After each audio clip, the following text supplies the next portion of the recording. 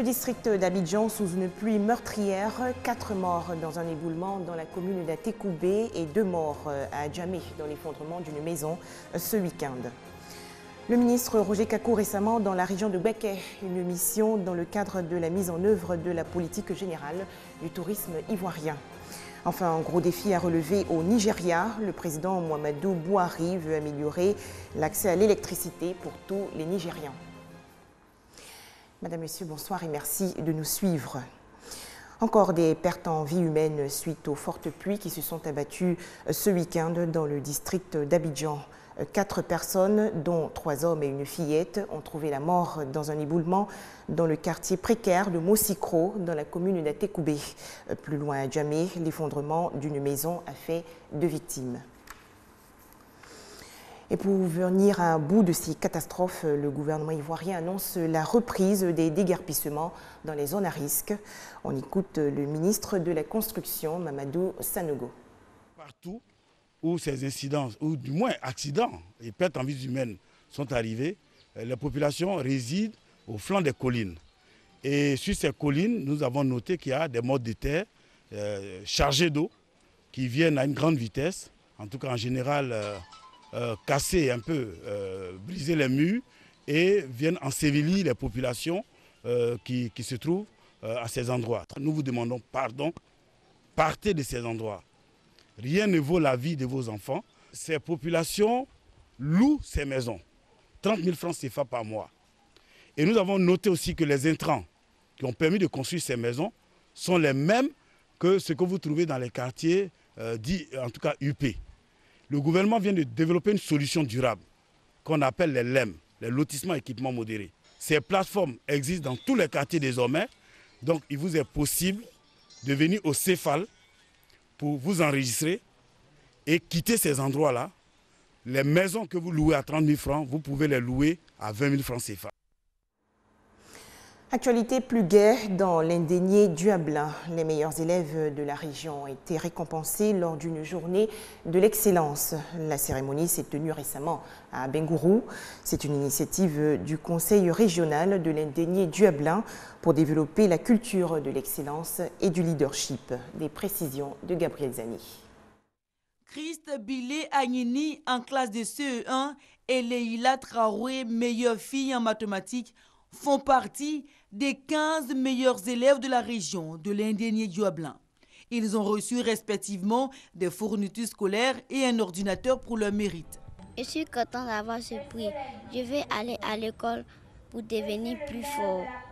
J'ai travaillé dur. Dans ce cadeau, ça me réjouit beaucoup. Ça a plus m'encourager à encore travailler. Ce sont les élèves ayant une moyenne supérieure à 14 sur 20 qui ont été récompensés devant les parents des élèves et les personnalités de l'éducation nationale. Le président du conseil régional, initiateur de la journée de l'excellence, a exprimé sa volonté d'encourager les enfants à l'école.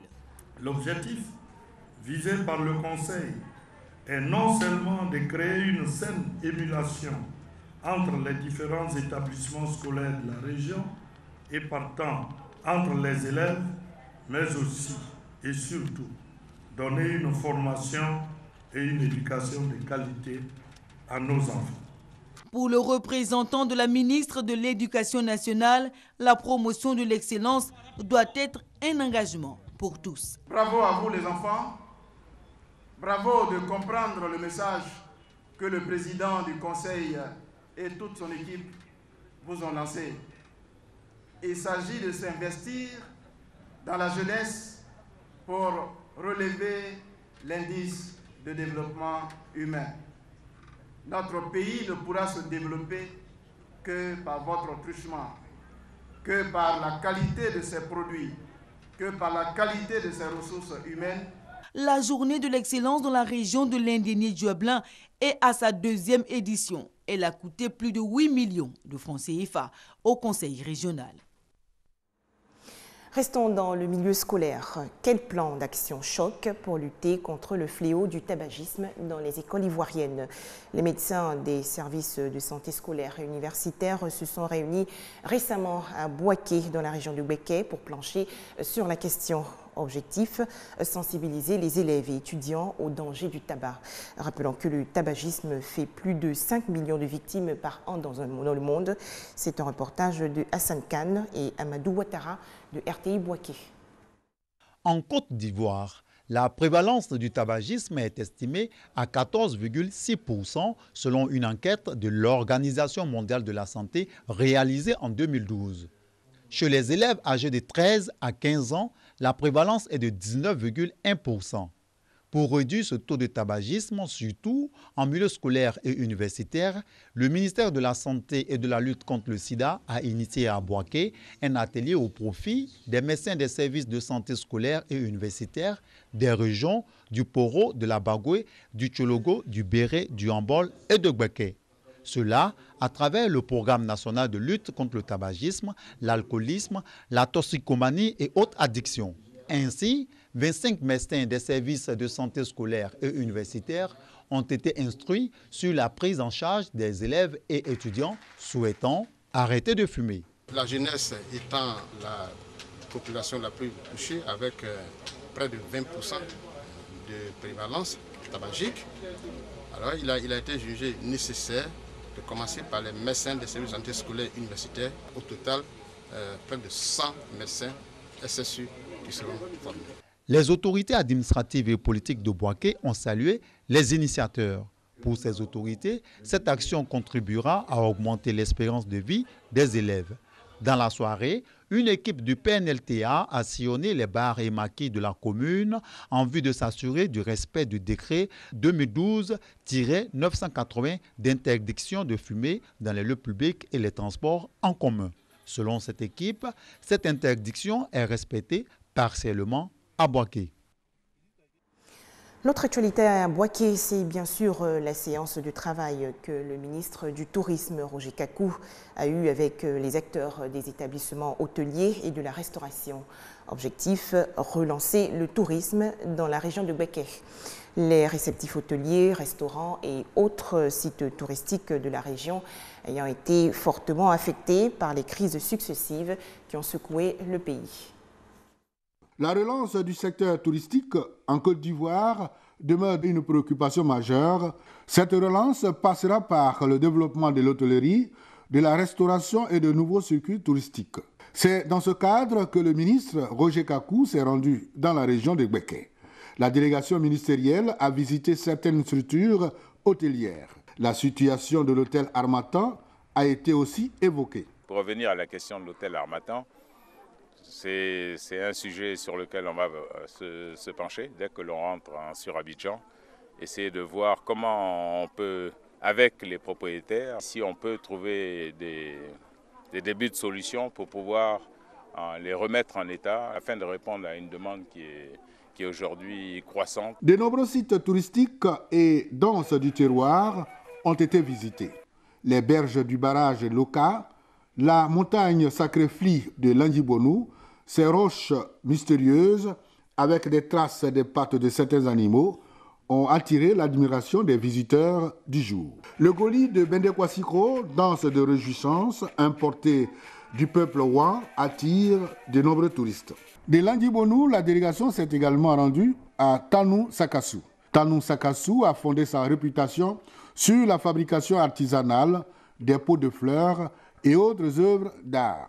Après sa visite à l'intérieur de la région de Bouaké, le ministre a échangé avec les acteurs de l'hôtellerie et de la restauration. Il a été question du nouveau code du tourisme et de la nouvelle politique générale du tourisme en Côte d'Ivoire. On est en train de voir avec eux comment l'administration ivoirienne peut leur venir en soutien pour la restauration, la réhabilitation de ces sites. Au niveau des sites touristiques eux-mêmes, on a identifié des sites que l'on pourrait aménager en site touristique. À travers cette tournée dans les régions du pays, le ministre du Tourisme veut faire du tourisme un atout économique qui favorise la création d'emplois dans le pays.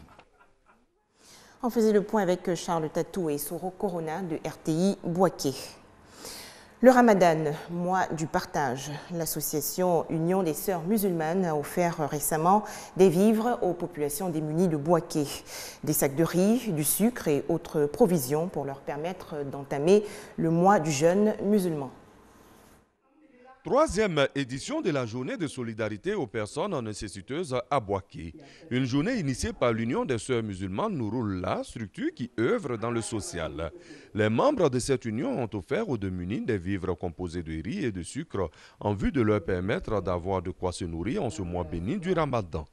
Pour la présidente de cette union, Condé Karidiatou Sow, cette journée vise à interpeller la communauté musulmane, voire la société ivoirienne, sur la nécessité d'exprimer sa générosité envers les démunis. Saluant cet élan de générosité et de partage, les intervenants ont traduit leur reconnaissance à la structure donatrice. Le représentant du parrain Eladj Malik Fadiga se réjouit de cette initiative. C'est une première pour moi de voir des femmes musulmanes faire des dons aux démunis. Je félicite les femmes de Nouroullah pour ces activités-là au nom du parrain et je souhaite que ce genre d'activités se multiplient au niveau de la communauté et que les autres femmes de la communauté puissent avoir d'autres organisations de ce genre pour aider les démunis. L'imam Ouattara Makama a prononcé une conférence sur le thème de la solidarité. L'orateur, à travers sa communication, a invité l'assistance à l'entraide, au partage et à l'amour du prochain, des valeurs fondamentales de l'islam. Des précisions de Kader Sogodogo de RTI Boaké. Des violences au Burundi à une semaine des législatives. 4 personnes ont été tuées et une trentaine blessées la nuit dernière dans une nouvelle série d'attaques à la grenade dans le nord du pays et à Bujumbura, la capitale. L'électricité, une denrée rare au Nigeria. En 2010, du fait des insuffisances du secteur énergétique, 55% des Nigérians n'avaient pas accès à l'éclairage. Aujourd'hui, éclairer le pays tout entier est l'un des défis du nouveau président Muhammadu Buhari. Dans quelques instants, au Chodi, ce quartier populaire de Lagos y verra un peu plus clair. L'éclairage public est quasi inexistant dans les rues de la capitale économique du Nigeria. Alors Bode Edun, un jeune banquier, a pris l'initiative de financer lui-même ces lumières. Si nous avons de la lumière la nuit, comme partout dans le monde, nous aurons des marchés de nuit. Ça améliorera l'aspect économique. Pour l'aspect social, si on a de la lumière la nuit, les gens pourront se promener librement dans le quartier. Améliorer l'accès au réseau électrique est l'une des promesses de campagne du nouveau président Muhammadu Buhari. Avec ses centrales thermiques à gaz, le Nigeria produit seulement 1,5% de l'électricité nécessaire pour ses 173 millions d'habitants. Pourtant, le pays est le premier producteur de pétrole d'Afrique, une inefficacité liée à la corruption et au conflit d'intérêts. Si nous poursuivons avec des centrales à gaz, nous pourrions continuer à avoir des blocages du pays de temps à autre. Donc avec l'énergie renouvelable, je pense que ça nous offrira plus d'opportunités pour vraiment essayer quelque chose de nouveau. Des projets éoliens et solaires commencent à voir le jour mais restent marginaux. Les habitants de ce quartier comptent avant tout sur leurs générateurs pour avoir de l'électricité, mais voient d'un bon œil la venue de l'éclairage public. On peut se déplacer librement la nuit et travailler plus facilement. On y voit clair et on voit les gens arriver de loin. À la nuit tombée, sur le marché d'Oshodi, les lampadaires permettent aux commerçants d'ouvrir plus tard et de mieux compter les billets. On sait qu'on fait beaucoup d'erreurs, donc on regarde et on prend l'argent sans voler. Et rien de mal ne devrait arriver, je pense. La pénurie d'électricité est un véritable frein aux ambitions de la première économie d'Afrique. Le défi de taille pour le nouveau président. Au Nigeria, plus de la moitié de la population n'a toujours pas accès à l'électricité.